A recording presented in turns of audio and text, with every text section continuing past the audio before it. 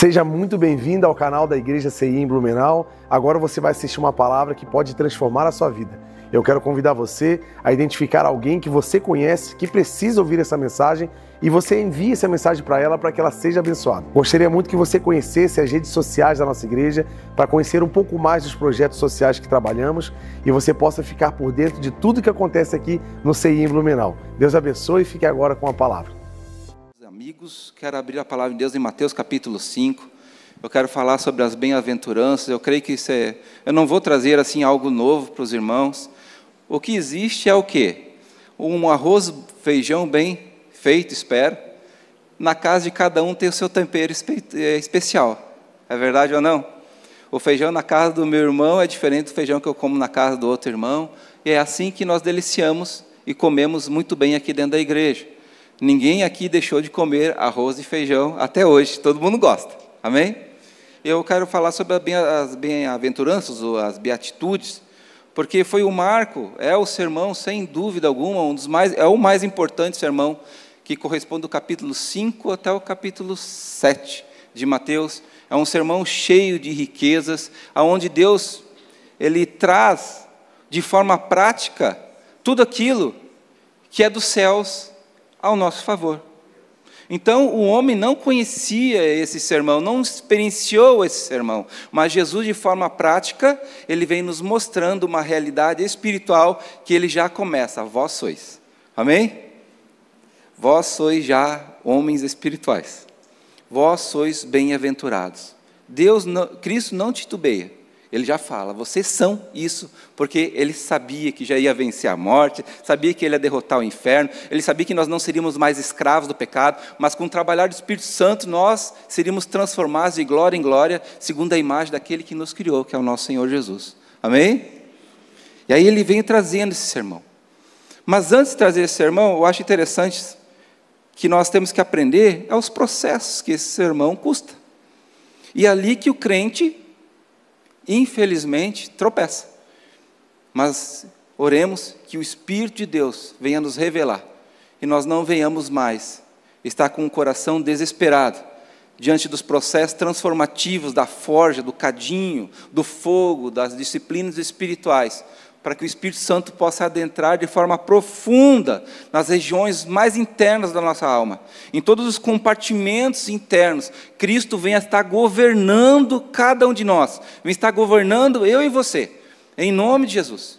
E que Satanás não venha mais ter autoridade, porque a palavra fala, aquilo que é ligado na terra será ligado nos céus. Então, aquilo que é dos céus em meu favor, que essas bem-aventuranças venham alcançar o nosso coração. E cada vez mais a gente vem estar ligado com esse poder maravilhoso, que é o quê? O homem espiritual. Amém? E Jesus, ele passou por esse processo. Ele chegou um dia, começou, como nós também começamos. Jesus, ele veio, e até ele se batizou. Mesmo não tendo pecado, ele teve que ser exemplo. E o mais legal de tudo, quando Jesus se batizou, foi Deus assim, este é meu filho amado, em quem me comprasse. Eu ia ficar todo bobo, né? Eita, todo bobo. Mas só que Jesus, logo depois veio o capítulo 4, que é o quê? As tentações, as provações. Muitos de nós já começam assim, mas que amor é esse, pai? Comecei agora e já começou a vir um monte de provação, um monte de coisas. Porque o deserto, amados, é para todo mundo. Moisés passou pelo deserto, o povo passou pelo deserto, até Jesus passou pelo deserto. Agora a gente vem para a igreja pensando que não vai ter deserto. A gente quer escapar do deserto. Aí nós queremos o quê? Um Bluetooth. Né? O Bluetooth do quê? Sai lá, vai lá do Egito, do mundo, e Deus, que eu falo que nem um pastor agora, né? De uma forma espiritual, e cai já lá na terra Canaã, seja um homem espiritual todo. Mas não tem como burlar processos. E as bem-aventuranças mostram esses processos. E a chave do capítulo 5 é o arrependimento. O pastor João tem batido na igreja. A igreja, quem tem ouvidos, ouça. Não existe outra porta. Essa porta é estreita e o caminho é apertado. Ele se chama arrependimento. Se você quer entrar nessa realidade espiritual e ter uma vida transformada, não apenas uma vida de culto, mas uma vida transformada, cultuando a Deus por meio das suas atitudes, você precisa passar pelo arrependimento. E as bem-aventuranças são esse caminho de arrependimento, que ele fala assim, Jesus, versículo 1, capítulo 5, vendo a multidão, subiu ao monte. Olha o detalhe, subiu ao monte. Por que monte? Aonde Deus deu os mandamentos? No monte. E agora, como é que Deus começou dando o decreto do reino dos céus, trazendo aqui na terra? No monte. Amém? De monte para monte. Glória a Deus. Deus ali fala, decreta, mostra uma nova etapa, uma nova vida, a era do Espírito, a era da graça de Deus em nosso favor.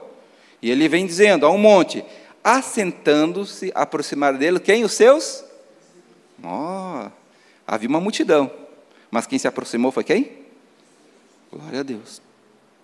Multidão, vamos dizer, é toda aquela pessoa que está com alguma necessidade, é que nem aqueles 10 leprosos, né? Dos 9 e dos 10, recebeu a cura, se mandou e foi embora. Mas aquele que é discípulo, aquele que experienciou Deus, ele volta e agradece a Deus de todo o coração. Discípulo é aquela pessoa que não apenas quer uma dádiva de Deus, uma cura, uma transformação, um resolver financeiro, um resolver amoroso. Não, não. É aquela pessoa que sabe que ela é miserável por dentro, mas ela quer ter Cristo Jesus dentro do seu coração porque ele quer se tornar um com Deus, um com Jesus, quer ser como Jesus, uma cópia dele. Glória a Deus. Amém? Uma cópia dele. Então Deus nos chamou, então os discípulos são aqueles que se aproximam, porque eles sabem que eles precisam ser transformados, eles sabem que eles precisam ser mudados, e abrir a boca, então ele começou a ensinar e começou a falar, vamos lá, repete comigo, bem-aventurados os pobres de espírito, porque deles é o reino dos céus. Glória a Deus. Vivemos num mundo onde todo mundo quer ser rico, principalmente. Onde as pessoas, para sentir-se valorizadas, elas precisam conquistar alguma coisa e mostrar para as outras pessoas o que elas são. Eu acho tão engraçado aqui em Blumenau, eu percebi isso, né? A primeira coisa que a pessoa chega para conversar, ela diz, eu tenho uma casa aqui, um carro ali. Ela começa o quê? Mostrar aquilo que ela conquistou, porque assim ela sente que é alguma coisa. E Jesus, ele vem totalmente num movimento oposto, dizendo que tem que ser pobre, mas não é de dinheiro. Ele não está falando de dinheiro. Ele está falando de algo que nós temos em abundância, que infelizmente é a natureza do pecado. Uma pessoa que é pobre de espírito é uma pessoa que se despoja. E nós precisamos urgentemente, amados, nos despojar. Porque um copo cheio não tem como encher mais. Se nós estamos cheios na medida de pecados, de orgulho, de soberba, de vaidade, de feridas emocionais. Quando a gente chega para a vida da igreja, a gente vem com a alma inflamada, como pústulas, como pus, de tantas doenças, enfermidades, rejeições, traumas gigantescos, aonde nós precisamos o quê? Ser pobre dessas coisas. Pobres de espírito, se esvaziar. Um crente verdadeiro e genuíno. Quando Deus está falando assim, eu vou processar espiritualmente na vida de vocês, e eu já vou chamar vocês de bem-aventurados, porque vocês vão começar a despojar, a se esvaziar cada vez mais. E aí nós começamos a ficar com medo. Porque, gente, eu nunca me esqueço de uma oração, que quando eu li o Salmo 51, cria em mim, Deus, um coração puro e renova dentro de mim um espírito inabalável. Eu queria um coração puro. E o que Deus começou a mostrar para mim era um monte de sujeira que a gente tem. É impressionante o nível e a quantidade de sujeira que nós, de geração em geração, desde lá do abençoado, do Adão, em vez de assumir a bronca, não assumiu, que nós começamos o quê? A acumular cada vez mais mazelas espirituais, e ainda por cima, o que a gente faz? Defende o pecado. Ficamos orgulhosos, soberbos, irredutíveis. Nós defendemos a nossa natureza do orgulho, e em vez de assumirmos os nossos erros, fazemos então como Adão. A culpa é do fulano, a culpa é da igreja, a culpa é do pastor. Gente, já fui acusado dos casamentos dar errado. Ah, pastor, foi tu que falou para mim que tu devia casar com aquela mulher lá. Né? Da mesma coisa que Deus foi culpado, já me acusaram várias vezes também. Né? Mas, pelo amor de Deus, não fui eu que entrei no quarto deles lá, não fiz nada. Foi eles que fizeram. Ele que escolheu. E nós ficamos botando culpa em tudo, gente. E por isso que nós precisamos nos esvaziar. Bem-aventurados então são os pobres. E nessa pobreza, dessa miséria, não é autocomiseração. É você saber quem você é na verdade. Porque toda a área da nossa alma, sem Cristo Jesus, ela é falida. Todas as faculdades do nosso coração eram falidos. O nosso espírito era como um espírito morto. E veio Jesus ali, quando a gente fez, orando, aceitando Ele como nosso Senhor e Salvador no batismo, Deus enviou o seu Espírito dentro de nós, e aquilo, imagina, né? Um morto, né? Desde Adão nós mortos, aí Deus coloca o Espírito aí, aí o Espírito começa a ficar vivo. Por isso que Jesus está falando, bem-aventurado agora vocês são, porque Deus, Ele mesmo ia habitar dentro de nós, e vai fazer um rebuliço, em nome de Jesus. Fazer uma transformação gigantesca. Só que para isso nós precisamos dar o quê? Vazão ao Espírito Santo. Alguém conhece o Fusquinha 53 do Herbie? Já viram? O que o Herbie é? É um Fusquinha que tem vida própria. Quem está dentro do Herbie é o passageiro da agonia. É ou não é? O Espírito Santo às vezes é um passageiro da agonia dentro da gente. Porque a gente faz o que quer. O crente Herbie. Misericórdia. E quem está no volante está desesperado, porque aquele Fusquinha é maluco. E assim às vezes é o crente. O que a gente tem? Por isso que Deus então começa os processos espirituais. Ele vai falando, bem-aventurado você, porque você vai se tornar uma pessoa pobre, vai se esvaziar cada vez mais, porque de vocês é o reino de Deus. Sai o reino das trevas, se esvazia, para que o reino dos céus adentre dentro do seu coração e você seja um homem espiritual, governado pelo Espírito Santo. Em nome de Jesus. É dessa maneira. Logo em seguida, Deus vem falando, bem-aventurados que choram. Gente, eu não dou 2 tapas para ficar chorando aqui. Eu sou um chorão, chorão nato. Choro mesmo, tá? Mas esse choro é pelo quê? Por que nós devemos chorar? Pelos nossos pecados, pelos nossos erros. Gente, pecado que a gente cometeu tem que causar vergonha. Tem gente, eu já ajudei muita gente, meu Deus do céu, com problemas de pornografia, com problemas de lascívia. Aí a pessoa fica no vício e ele quer se livrar daquele vício. Mas aí quando vem conversar com a gente, ele se lembra do pecado rindo, feliz, se lembrando das proezas, das besteiras que fez, como se fosse um troféu. Paulo, quando ele falava, eu sou o maior dos pecadores, é porque ele tinha consciência daquilo que ele fez, do erro que ele cometeu, e ele sentia vergonha, isso pensando que estava adorando a Deus. E do mesmo jeito, do mesmo coração que nós devemos ter, nós devemos chorar. Choramos pelos nossos pecados, sim, porque aí nós vamos receber o que, amados? O consolo do Espírito Santo. Porque nós vamos escutar o Espírito Santo falando assim, eu te perdoei de todos os vossos pecados. Se confessarmos, condicional, os nossos pecados, Ele é então fiel e justo para nos perdoar de toda injustiça.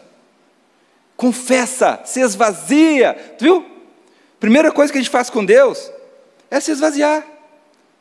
Realmente abrir o nosso coração e mostrar quem nós somos.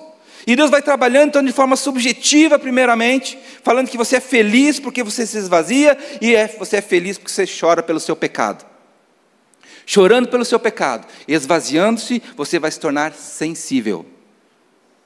Sensibilidade espiritual. O mundo, gente, peca cada vez mais, e eles não sentem nada. Mas quando nós começamos a nos esvaziar e sermos sensíveis pelos nossos erros, nós estamos sendo sensíveis a Deus. Tem gente que fala assim, eu não sinto Deus na igreja, né? Eu venho para cá, eu não consigo adorar, estou frio. Confessa pecado.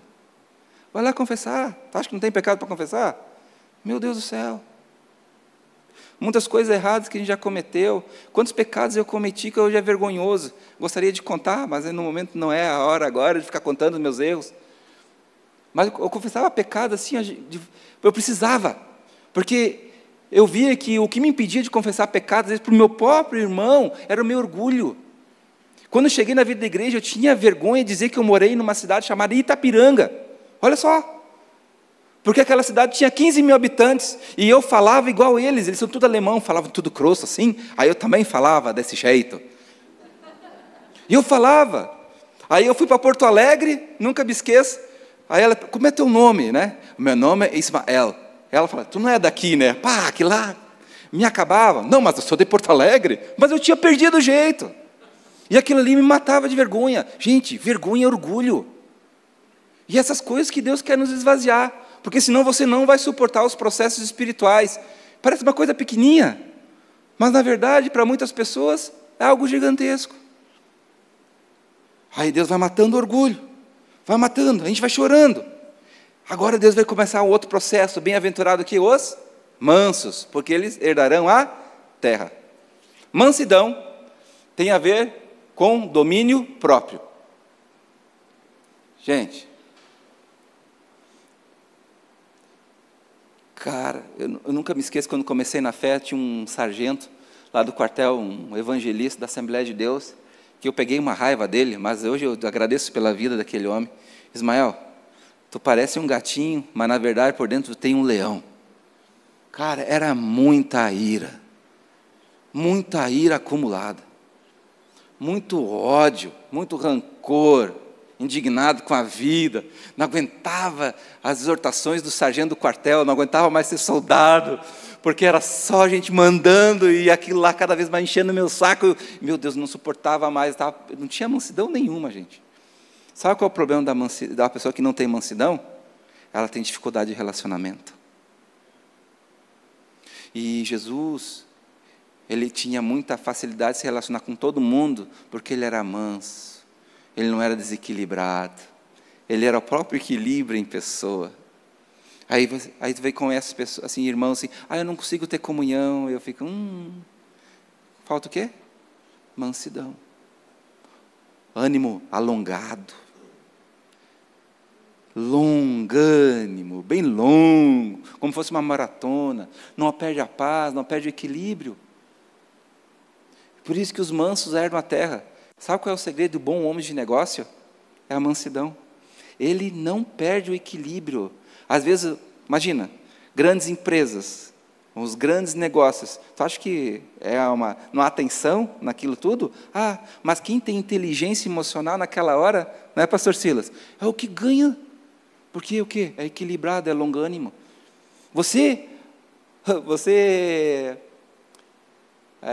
Como posso dizer, você aceitaria a ajuda de uma pessoa desequilibrada emocionalmente? Não, porque isso desqualifica ela. Então, a mansidão é a qualificação de Deus do céu para nós. Tudo que eu estou falando aqui dessas bem-aventuranças é que, desde o Velho Testamento, todo judeu desejava alcançar esse padrão e não conseguia. E nós, pela graça de Deus, nos foi dado todo este caráter maravilhoso de expressar Jesus Cristo aqui na terra. Uma pessoa sensível, uma pessoa que se esvazia, uma pessoa que chora, uma pessoa que é mansa e que herda a terra e conquista as coisas. Mansidão é testemunho. E nós vamos herdar Blumenau.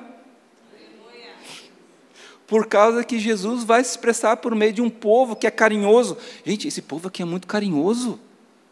Um povo extremamente acolhedor. Eu vou dizer que é constrangedor. Isso é bom. Entendeu? E nós precisamos desse processo para sermos mais ainda. Mais transformados. Mais amorosos. Porque nós temos um propósito aqui na terra. Deus não está dando esse caráter do reino dos céus para um propósito maior.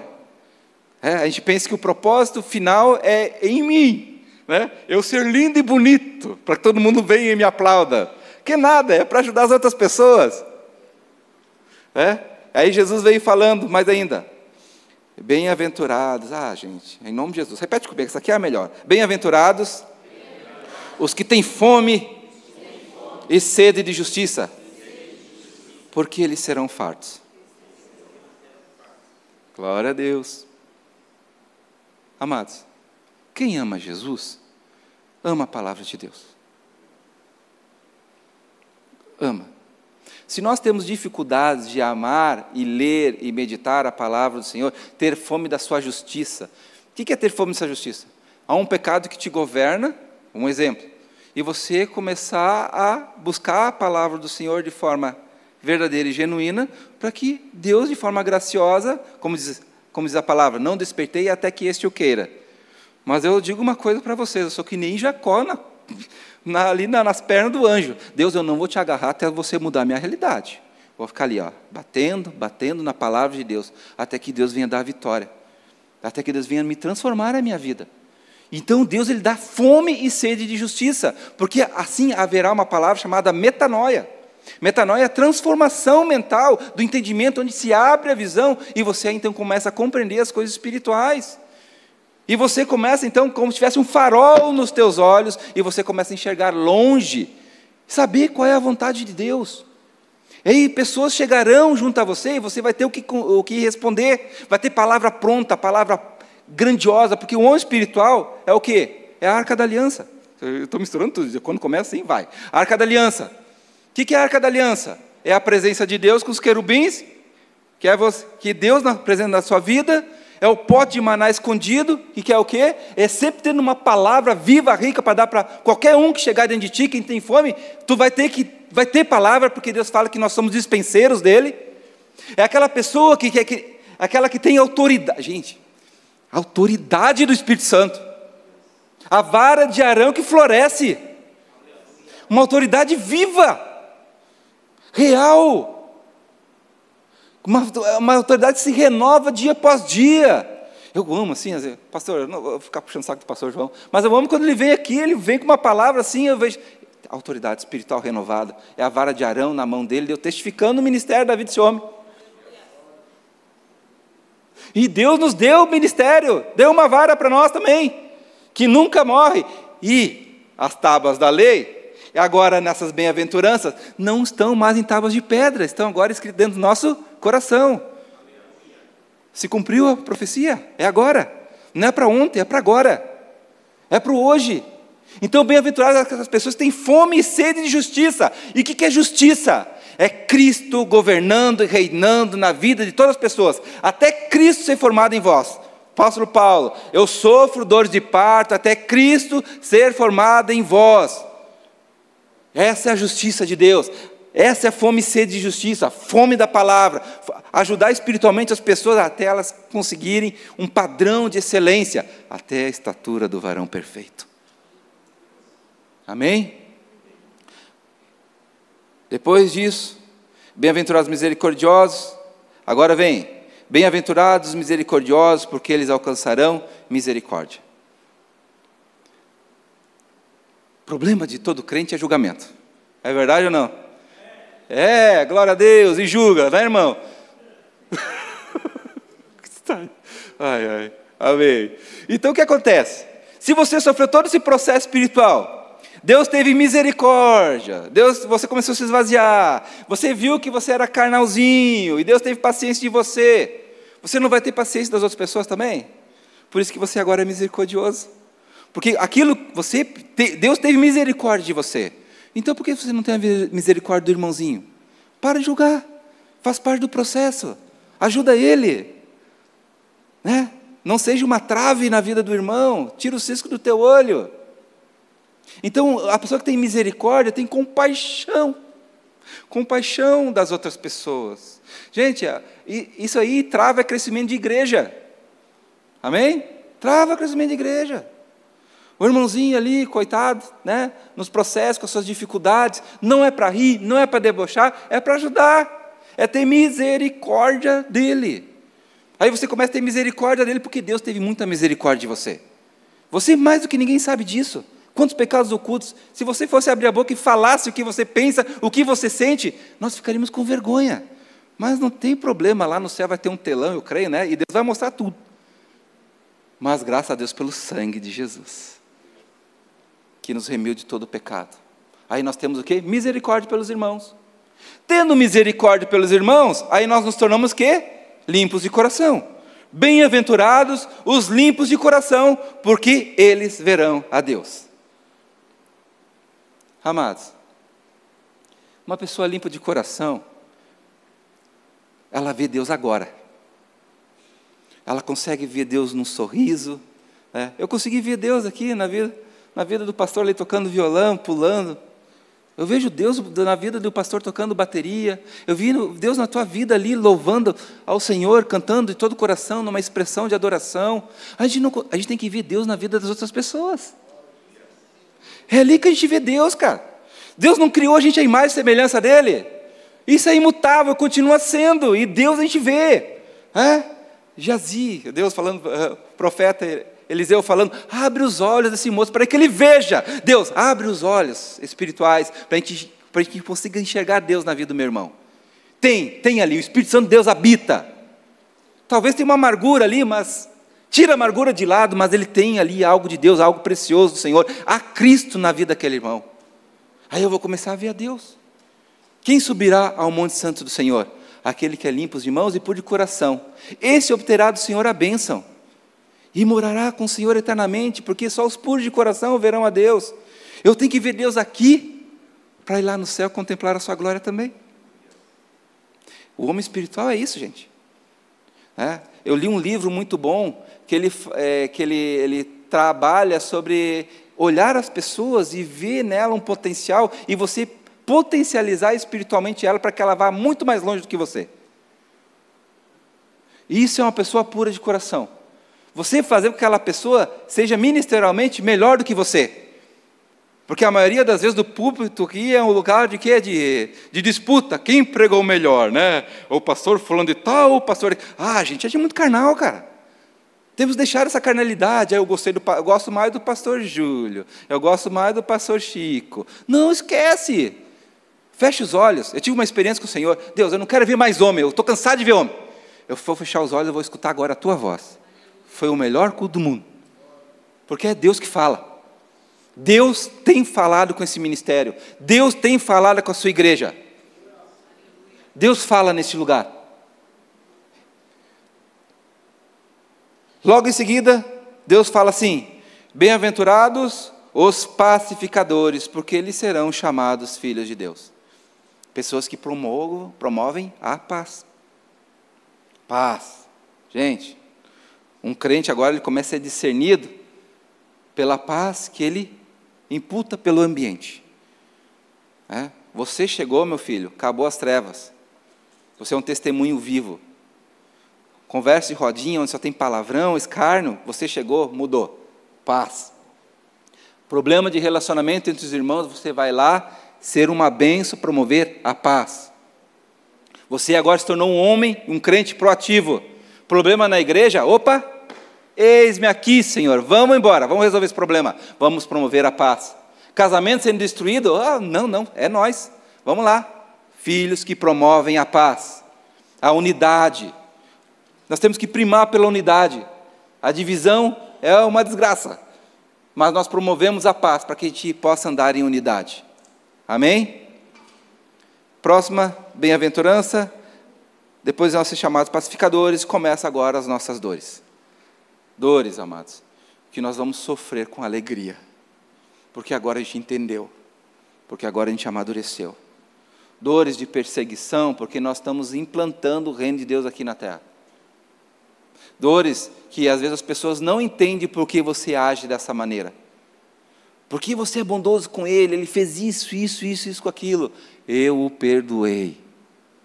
Eu perdoei, eu amo ele. Deus me deu uma chance e ele também merece uma chance, como eu mereci. E isso cria raiva nas outras pessoas e ficam bravos com você. A minha irmã quer me bater até hoje. Mas nós temos que promover a paz. Promover essa bem-aventurada, esse injuriado, ser perseguido. Gente, a gente está sendo perseguido é porque o negócio está certo. Errado é crente não ser perseguido. Vocês nunca perceberam no trabalho de vocês, todo mundo ri de você? Fica feliz, cara. Você está no caminho correto. As trevas fazem isso para mexer com o teu emocional, mas isso é uma prova que você está no caminho correto. Pior é o mundo gostar de você. Opa, tem alguma coisa errada. Não pode ser dessa maneira, né? Então, perseguir e mentindo, disserem todo mal contra vós por minha causa, gente. Exultai e alegrai-vos, porque grande é o vosso galardão. Grande é o vosso galardão nos céus, porque assim perseguiram os profetas que foram antes de vós. Amados, nós não estamos padecendo de graça, tá? Eu sei que quando a gente começa a sofrer, dá vontade de desistir, mas tem um galardão, fixa nesse galardão. Quanto mais processo de sofrimento, Elias, né? Ele era um homem ungido de Deus, né? Aí o que o Eliseu foi lá pedir para Elias? Uma porção dobrada. Para ele receber a porção dobrada, o que aconteceu com ele? Apanhou 2 vezes mais, gente. O homem espiritual é algo da graça de Deus, mas não é tão de graça. Jesus tem um nome sobre todo nome. Olha os vergão nas costas dele, a coroa de espinhos, os açoites, tudo que ele passou, o inferno pesando sobre ele, para que Deus fizesse dele o maior homem de todos os tempos. O nosso rei, nós cantamos aqui, não existe outro nome maior do que o dele. E por isso que ele tem um galardão de rei. E nós teremos também galardões. Quanto mais processos espirituais nós sofremos aqui na terra, mais nos permitirmos realmente atingirmos a vida do Espírito Santo. Quanto mais realmente nós vivemos esse padrão, cada um vai receber o galardão de acordo com a sua espiritualidade. Amém? Tem gente que cuida de uma cidade, 3, 5, 7. O pastor João aqui já está cuidando de Blumenau. Daqui a pouco ele está cuidando da região de Blumenau. Não é, pastor? Glória a Deus. É galardão, gente. A hierarquia, tu acha que lá no céu também não tem hierarquia? A hierarquia do reino de Deus vai depender como você vive aqui na terra. Todo mundo aqui vai receber a graça de Deus, vai ser salvo, amém? Glória a Deus, todo mundo salvo. Agora, amados, a responsabilidade que nós assumimos aqui é o tamanho do teu galardão lá. E aí, aguentar sofrimentos. Se lembra do galardão? Em vez de você chorar, você vai começar a rir de alegria. Você vai se tornar feliz. Tudo isso, amados, para que você seja sal da terra. Uma pessoa que salga. Uma pessoa que transforma vidas. Uma pessoa que inibe a corrupção. Uma pessoa que dá sabor. Tudo isso é porque você seja luz, um homem posicionado. Não se põe a luz debaixo de um alqueire. Eu fui ver o que é alqueire. Alqueire o que é? É um cesto de medida de grãos. É um cesto de vime, vamos dizer assim. Se botar o alqueire ali, vai se queimar. Não, a luz que Deus nos deu é para botar no alto, é para todo mundo ver. Deus está te colocando em evidência para você ser luz aqui, porque é propósito de Deus na sua vida. Não é soberbo orgulho de você. Não, é propósito de Deus. Deus te colocou para ser luz. E se coloca no lugar alto. E Deus vai te colocar no lugar alto por causa disso. Por causa do seu nome, por causa do seu reino. E eu quero louvar o nome do Senhor.